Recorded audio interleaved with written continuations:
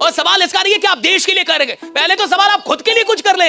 वक्त गुजरने के बाद ही वक्त के गुजरने का एहसास होता है। किसी का भी पीछा करते रहेंगे ना साहब, वो जिंदगी में नहीं मिलेगा। जो आदमी अपना परिवार ना बदल पाए वो देश का बदलेगा, वो समाज का बदलेगा। गरीब आदमी वो होता है जिसको छुट्टी बहुत चाहिए। एग्जामिनेशन में बैठ के एग्जाम नहीं निकलता।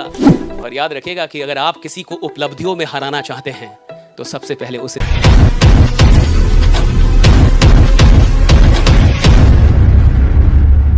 एक कहानी सुन लीजिए, मैं ज्यादा टाइम नहीं लूंगा। राइट, एक बड़ी इंटरेस्टिंग स्टोरी है, सुनिए। हरियाणा के अंदर एक बच्चे का जन्म होता है और उसका जन्म होता है, वो 3 बहनें उसकी पहले से थी, वो चौथा, यानी परिवार में 4 बच्चे हो गए, 3 बहनें और एक भाई। उसके पिताजी एयरफोर्स में नौकरी करते थे, सब कुछ बढ़िया चल रहा था।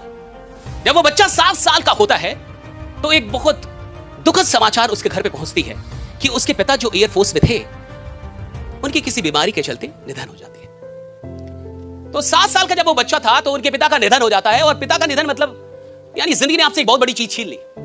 जिन लोगों के पिता नहीं है वो जानते इस बात को। तो जिंदगी ने एक बहुत बड़ी चीज, एक बहुत बड़ी शक्ति छीन ली। 7 साल का वो बच्चा और पिता का साया जिंदगी ने उसके सर से छीन लिया।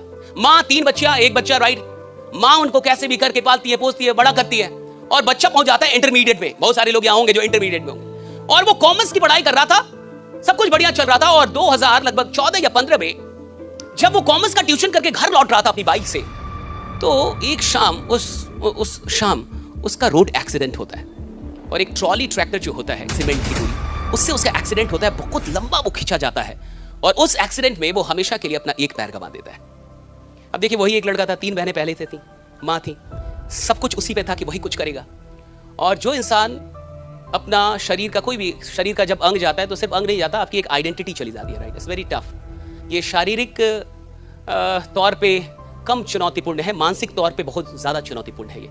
इसलिए जब किसी का एक्सीडेंट होता है या कुछ वो शरीर का कोई पार्ट अगर वो चला तो उसको डिप्रेशन हो जाता है। राइट, क्योंकि आपकी आइडेंटिटी है वो।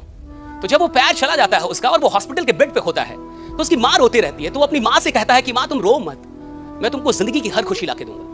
हरियाणा का वो बच्चा, और वो उस समय हॉस्पिटल के बेड पे भी माँ को समझाता है कि तुम रो मत, मैं तुमको जिंदगी की हर खुशी लाके दूंगा। फिर आगे चल के जब वो 2016 में पुणे में जाके उसका एक एस्थेटिक लेग यानी नकली पैर लगते हैं और उसके बाद वो सोचता है कि मुझे करना क्या अब जिंदगी में। और वो चुनता है स्पोर्ट्स को, खेल को।